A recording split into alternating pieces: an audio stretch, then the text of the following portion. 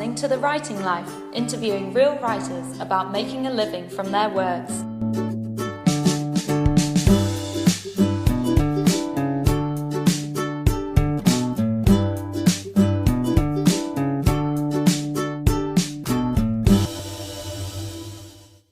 Hi, this is The Writing Life. I'm here with Inez. Hi. And today we're talking to Jerry White, the writer of the award-winning series The Thickety, which is young adult fiction, and we're very excited to be speaking to him today. So we'll jump straight into the interview. Thanks, I'm excited to be here. It says on your website that you wish dragons were real because they would be a much easier way to get to work, which I couldn't agree more with. And your debut series, The Thickety, deals a lot with the power of myth and fantasy. Is that something which has always captured your imagination? Well, growing up, I tended toward scary stories as opposed to straight fantasy outside of, the Narnia books and then the Prydain series by Lloyd Alexander I loved. But the other thing I loved were fairy tales and Greek myths and Norse myths.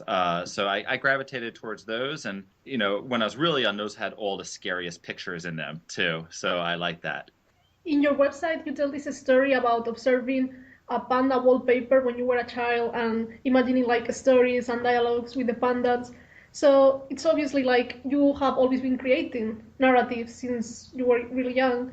But when would you say you consider starting a novel? I think when I was about 5th, 6th grade, I started making up these stories, and I would put the kids in my class into the stories, and they would usually die these horrible deaths.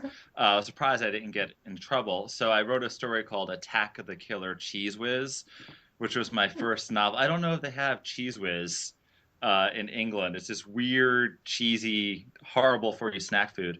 But my first full novel that I wrote was probably it was in my 20s. And it was about a boy who grew up in a graveyard. And just as I was about to send them to agents, Neil Gaiman released a graveyard book. So I had to chuck the whole thing in the garbage. So that wasn't a great moment. But it ended up being okay, because then the next thing was The Thickety. So it worked out. So when you began writing The Thickety, I believe you didn't intend it to quite grow as much as it did. And now you've just completed writing the 4th book. Is that right? Yeah, it was supposed to be a one-book thing, and then it just kind of kept growing and growing. I honestly had no idea, and it just kept spiraling. As I found writing my first book, I'm not very good at outlines, and I just kind of let the story grow organically, and I kept being surprised by what was happening, so I went with it, and here we are. Fantastic. So the process is quite loose for you, but do you have a writing process where you try and write a certain amount per day or a routine of any kind? I do. I'm an early morning. I'm one of those sick people that likes to get up at 4:30 in the morning to write, because I go to work where I teach, and by the end of the day, my brain is pretty much fried. My IQ goes gradually downward throughout the course of the day. So I like to write when I'm at my quickest, which is early in the morning, and I write very consistently. I don't have a certain word count I try to get to, but I try to write at least 2 to 3 hours a day. Wow. So I'm also an early riser, and I also find easier to write in the mornings, but definitely waking up at 4:30, it's just so difficult. I would love to. So any tip to wake up so early? Because I try. I swear I try, but it's rough when you haven't done it in a while. So if I went on vacation and then have to go back to doing it, it's really hard. But if once you get used to it, the problem is you have to go to bed early. That can be really hard when, my wife wants to do something fun, like watch TV, and I'm like, I can't, I have to sleep. So, it takes a little getting used to. So I have a copy of your first book in the series, A Path Begins, and I love it because it uses special paper that creates a sense that it's old and almost like a spell book. And I wondered how much creative freedom did you have in deciding that, and how important the aesthetics of the book are to you? Well, I'm very fortunate in that the people that worked on the book are amazing. The designer and the illustrator, I can't draw anything. I have no artistic talent whatsoever. My one request, and I made this very hesitantly because I'm a new writer and I'm not about to go demanding things, was the edge, what they call the decal edge, the sort of part that feels all crinkly. Mhm. I asked for that, and I was really afraid that it was going to be super duper expensive. But the way it works out is the last thing they do when they print a book is cut it. So the decal edge is just, you just leave out that last step. It's actually not more expensive at all. It's easier. So I was excited about that. I got my decal edge, so I was a happy man. Yeah, that's my favorite bit. I've never seen it before, and I picked up and I thought this book is so interesting instantly just from that. So great sales technique, definitely. But the series is aimed at young adult readers, I know, and so obviously that's ideal for them as well. And you're also an elementary school teacher. Well, I mean, elementary is a bit of an unknown quantity to us here, but I'm presuming primary school age. Did you? Yeah, primary school, about 8, 9. Okay. So did you know you wanted to write children's literature before you were a teacher, or did it come afterwards? You know, the first things that I wrote were short stories, which were terrible, and they always had, they were intended for an adult audience, but I noticed that a lot of my characters were children. You know, obviously I like kids because otherwise why would you become a teacher, 8 and 9-year-olds? And so I think that just grew organically from, you know, spending a lot of time with kids, kind of getting an understanding of how they work. And so, you know, kind of went from there. And do you ever take some feedback from your students or some ideas from them? No, actually, it's interesting. I keep the two worlds sort of separate. You know, there's sort of the writer me and the teacher me. So every so often, you know, it comes up where the kids will be like, "Oh, my teacher's the one that writes those creepy books at the trees," and things like that. And then I have to go on tour once a year. So I go away for a little while, and I do a presentation in the auditorium. That's our author visit, which is just me coming down from the second floor to the first floor to the auditorium. But other than that, other than talking about sort of what it's like to be a writer in general, I'm very paranoid about almost seeming like I'm trying to sell my book to my kids. So I try to keep it apart. So you mentioned about going away on tour, and I see that you're booked for a lot of events. How important do you think it is in the current market to be able to go and take your book out to people and market it? Oh, man, that's a great question. You know, I've gone to events where there's been a pretty sizable crowd, and then especially with when I was promoting my first book, I've gone to events where nobody has shown up, and it's just been me sitting alone, which is, you know, fairly awkward. But I think that the part that's really good is you're meeting the people who work in the bookstore, or you're meeting librarians, and you're just kind of getting out there and saying hey. I find that really valuable. And then some of my favorite visits have been like bookstores where maybe only 3 kids have come, but they're really intense about the book and they love it. So I get to like chill with them. So I think keeping in mind that it's, you know, it's fun and you're getting to meet all these people who love books, which as writers is, you know, our kind of people. So You also have like a personal website. Are you very active on social media, like promoting your work there? no, I sometimes forget about social media for weeks at a time, and then I'm like, wait, I haven't tweeted, or I'm 41, so I haven't really grown up in the social media world, so it's not sort of my thing. It's something that I do to sort of force myself to do it. What I do like about social media is I sometimes meet people on, say, Twitter who are teachers or librarians who I kind of befriend. And then later on, if I see them at an event or whatever, I know them already. So that part's pretty cool.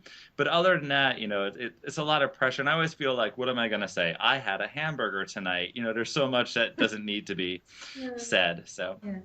And of course, children are so active on social media now and the internet, and they've grown up with it, and it's so ingrained with them that do you think that writers of young adult fiction now have to alter the way they write to try and grab the children's attention more quickly so that they don't lose interest and go off and do something where you get a more instantaneous payback, if you will? I hope not. But it's, I know I would probably I don't know if I'm informed to answer it because I think it's different for every author. I'm sure that could definitely be the mindset. It's not the mindset that I use. When I write, I kind of write the kind of books I like, which is they build slowly and you get immersed in the world and then a whole bunch of stuff happens. I find the type of books that are very, very quick paced and very short chapters and all that, like being hit on the head with a hammer, like it's a little too much for me. So I can only write the kind of stuff I like. But I also think there are kids who really respond to that and, kind of like that pacing of it as well. So that's my convoluted sort of answer. Yeah, I think that's so interesting what you say about writing what you like and what you are most interested in putting across. And something I recurrently hear is if you aren't a reader, you can't be a writer. Do you think that's true? I do. I think it's true, and I also think it's almost true by its nature because people who become writers do it because they're in love with words and they're in love with stories. So it's you almost have to start out, being a reader. I mean, that's one of the problems I have as a writer and a teacher is I don't have enough time to read, and I always find that I'm looking, and there's so many good books out there. So, but yeah, I mean, that's what you do. You start out emulating other writers and finding styles that you appreciate, and it all kind of makes your way into your work. So I do agree with that statement. Yes. So your work includes references to history, like witch hunting and feudal community, but there are also obviously fantasy elements. So do you have a specific genre in mind when you are writing? I think my main thing was I knew it was going to be a fantasy novel, but I didn't want it to be the typical, kind of like castles, fairy tale-ish world. So, and because it's a book about witches and witchcraft, I immediately thought, Salem witch trials and all of that. So that got incorporated into it. I don't know that I had a specific genre. It's weird, even though there are elements of fantasy and horror in my novels, I actually consider them mystery novels because the structure of them, to me, or how I was thinking about it, is the characters are constantly trying to figure out what's going on, the information's being revealed. So in terms of how the narrative is, I think of them as being mysteries, but with fun monsters and stuff thrown in. Well, something that's particularly interesting to me is the whole nature v nurture debate, which I also look at in my own writing. And I was really interested to know what made you want to explore that. Did the characters come first with their dilemmas, or did that debate come first in your mind? Well, I mean, my personal preference is I always love books or any form of entertainment where there's a question that doesn't really have an easy answer. So the way this unfolded is, at first I thought Salem witch trials, it was no fun to be a witch, and it really wouldn't have been fun to be the child of someone accused of being a witch. And what could that have been like? So we have Kara, whose mother is, executed for being a witch, and they try to make things harder and harder on your characters. It's like, okay, so let's put her in a community that their whole religion is basically magic is evil. Okay, now it's even worse on this poor girl. And I think from that point, I was like, wow, what would happen if you grew up in that kind of environment and you're told every day you're evil? Is that really going to push you in that direction? So at that point, I started getting really interested in that nature versus nurture question. And that kind of stuff is fun to play around with thematically. So do you have an agent for your books? I do, yes. My agent is Alexandra Machinist and ICM. And I could tell you how the book was published. I basically cheated. I went about it a completely random way. Normally, you get an agent, and then the agent tries to sell it to the publisher. I actually had an editor interested in my manuscript first, and from the editor's interest, acquired an agent. While this was happening, I was sending the manuscript out to many, many agents, and it got turned down a lot. It got turned down by about 40 agents. Okay. So I think there's a real lot of luck involved when you're trying to get a book published. And I was lucky enough to have an editor want the book, and then I went back and got my agent. That's fascinating. So you said that you'd been rejected by quite a few agents before you were published, and I was wondering if there was any practical advice you had for aspiring writers about getting started. Should they try and go for the agents immediately, or do you think they should try and build up a fan base first? Wow. I'm not sure. I know that like a decade ago, I would have said agent, but things are so different now because a lot of books are self-published, but then find a home through being self-published. So that I think that's a perfectly valid path. If are interested in going the path of getting an agent, what's really important is to work on a very strong, brief, like query email. That's like crucial because a lot of these agents will get 300, 400 submissions a day. It's like crazy. The first few sentences, you really have to hook them immediately because if you don't, they're going to go to the next one. And a lot of times it's not even the agent, reading it. They, of course, have people to go through the slush pile. So you really have to work on being able to present yourself as quickly as possible. And there's luck too. You could have the right agent who happens to be interested in your project and happens to be in a good mood on that Tuesday at 4 o'clock. And there's a huge amount of luck involved. And you are not only an author, but you are also a teacher. It is said like nowadays it's so difficult to make a living on just writing. How do you manage the two things? A lot of coffee. A lot of coffee. The thing is, I have the two careers, but they're the two things that I always wanted to do. And so I'm very grateful to be given the opportunity. I mean, I know plenty of people who have one job and it feels like 8 jobs because they really hate it.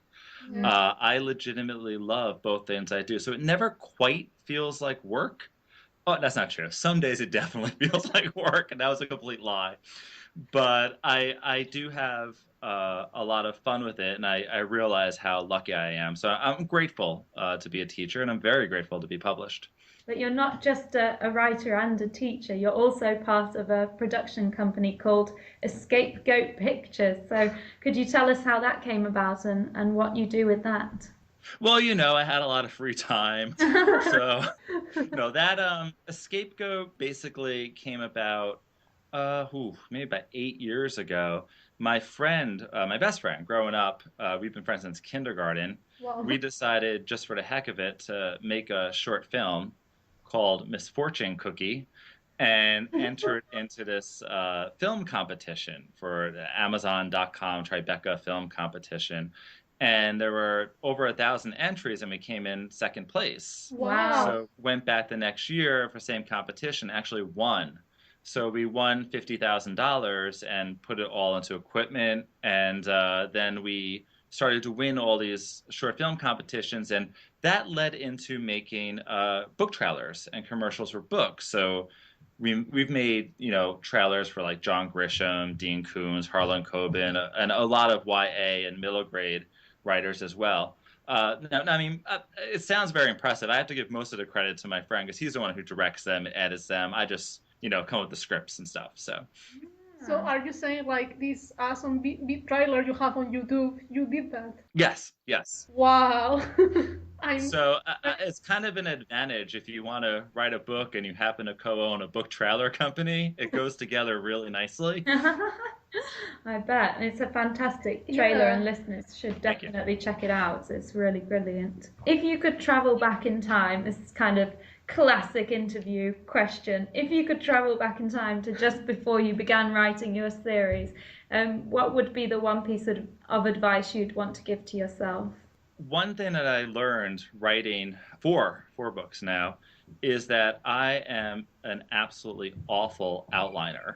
It does not work for me at all. And when I was writing my first book, I was really convinced that if I just sat down and kept trying to outline, I would eventually come up with something that worked for me, and I wasted a whole lot of time. It's a method that definitely works for a lot of writers, but it doesn't work for me. I'm more of I'm just going to write and then realize that's no good, throw that out, write some more, see if that works. That's what works best for me. And I would say it took me about 2 books to figure that out. So the third book, in a way, was easier because I knew what kind of writer I was at that point. That's really good to know, actually, because I think a lot of people get conditioned into thinking you have to sit down, you have to write your plan, then once you do your chapters you have to come up with structures for the internal workings of it, and you get all bogged down in the mechanics and don't even get near the creative process for ages. So it's really good to know that it can be so successful just going off on your own writing. Yeah, and then the most fun part for me is when I get surprised. There are sometimes, like at the end of the first book, there's a rather large plot twist that I had no idea was going to happen. Wow. So it's kind of fun to, when you write, you're your first reader, so you're the first one who's enjoying the book. So if you can be loose enough and fluid enough to be surprised, I think that lends the story a certain quality, and it makes it a lot more fun to write too. And how about this thing, all writers, we are afraid about, like, the writer's block? Mm. Do you ever have it, or it's just unknown for you, or? I don't, I have times when I want to procrastinate. Does that count? Yeah. But as far as writer's block, I'm lucky in that I don't. I've learned that I have to. Now here's the thing: I could write something and understand that it's probably not very good, but I have to write it in order to get to the good stuff. Yeah. So I think that with writer's block, a lot of times people are resistant to writing something that might not feel like their best work. But for me, at least, the only way to get to my good stuff is to kind of go through the slosh. The other thing I'll do, here's, my tips for writer's block. Sometimes I don't write the book in order. So I'm having a lot of trouble with, say, chapter 4, but I know this is coming down the line, so I'll write a different scene that day. And then I think in my brain and my subconscious, by the time I get to the scene I was having trouble with, hopefully I figured it out by then. I've tried to do that, but I feel like cheating. But I have to try it next time, definitely. Yeah, give it a whirl. Maybe it'll work. So the third book in the series, Well of Witches, comes out in February, but there's one more to come after that. So will that be the finale for the cast of your characters? And is it hard to say goodbye to them now you're coming to the end? Yeah, that will be it for the Thickety. I feel like it definitely has a definite close to it. And it was hard. I've been spending, oh my gosh, I guess 5 years with this group of characters. So, you get into their heads, you get attached to them, and then to sort of let them go. But on the other hand, it's also kind of nice to be able to move on to something else. I guess it's sort of like being actually a teacher, because by the end of the school year, you're going to miss your students, but it's still nice to have that reset button and have a whole bunch of new students come in. So it's kind of like that. So what's your next writing project? Do you know yet, or are you just recovering from finishing that project? Actually, I'm not sure what it is. I'm preparing a couple of proposals right now. One is a standalone, and one is another series. I'm hoping that I can write the standalone, but if I happen to do both, the standalone first, because I want to take a little break before going into something else. But hey, I'll be happy if whatever they want to publish, I'm there. I'll write it. So. Well, I'm sure there's many more great stories to come from you, and I look forward to reading them all in the future. And I'm waiting to buy my copy of Well of Witches in February as well, so I look forward to that. But thank you so much for taking the time to speak to us, and with the time difference as well. It's been very kind of you to do so. Thank you very much. Thank you very much. Jerry's going to read for us now. All right, this is from the prologue to The Thickety, A Path Begins. This is the first few pages. Kara lay in bed thinking of names. Mother and father had yet to settle on one, even though there were only 6 weeks left until she became a big sister. It was clear that they needed her help. Jonathan? No, too common. Nathaniel? Not that either. She knew a Nathaniel, and he picked his nose. Samuel? She liked it, except everyone would end up calling him Sam, and that wouldn't do at all. I really wanted to be Victoria. Kara giggled softly. It was a pleasant thought, but she was positive the baby would be a boy. Mother had said so, and Mother was always right. Philip, Edmund, Arthur. Kara fell asleep. When she opened her eyes, there were 2 men standing at her bedside. One was big and one was small. The darkness of the room obscured their features, giving them the appearance of living shadows. The big one held a potato sack in his hands and shifted from foot to foot. "Sorry, child," he said. Grabbing Kara with one massive hand, he yanked her out of bed. She screamed. "Don't bother with that," the second man said. "Ain't nobody home but us." Although Kara scratched at the big man's arms and kicked her feet wildly, she might as well have been fighting a tree for all the good it did. Burlap scratched her cheek as he stuffed her into the sack. The cord knotted tight above her head. A new, more suffocating darkness enveloped her. "This one's got a demon spirit," the big one said. "See here? She bloodied up my arm." "It's just a scratch, Joseph." "I should get some ointment after, in case she's the same as her mother. Could be it's a spreading type of thing." "Don't be a fool. Easy for you to say. Shouldn't scratch you." Floorboards creaked as a small man bent next to the potato sack. Kara listened to his short, sharp breaths, less than a foot from her ear. "She ain't dead, is she?" Joseph asked. "No," the man replied. "She's listening, carefully. Aren't you, little one?" Kara, despite her best efforts, let a whimper escape her lips. "Don't be scared," he said. Even through the thick material of the sack, Kara could smell his breath, a mixture of boiled turnips and a clear liquor father called moon drink. "We ain't gonna do you no harm. The head man himself sent us, and he told us that. Be careful," he said, "but don't hurt her. Not until we're sure." There was a long pause, and then both men burst into laughter. Kara heard the pop of a bottle being uncorked and slurping sounds as each man drank from it. "I want Mommy," she said. "Good," the man replied, "because that's where we're taking you." Wow. Fantastic. Thank you very much. Thank you, thank you. Oh, you're very welcome. It's my pleasure. This is a lot of fun.